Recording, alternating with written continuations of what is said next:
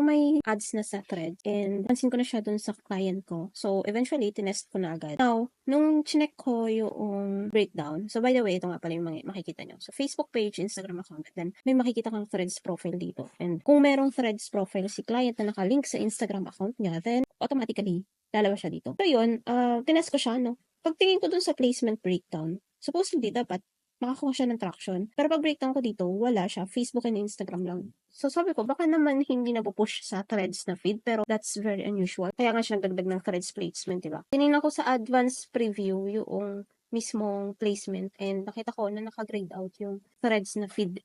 So ito. So yung nakalagay dito is creative customization by placement are not compatible with threads feed.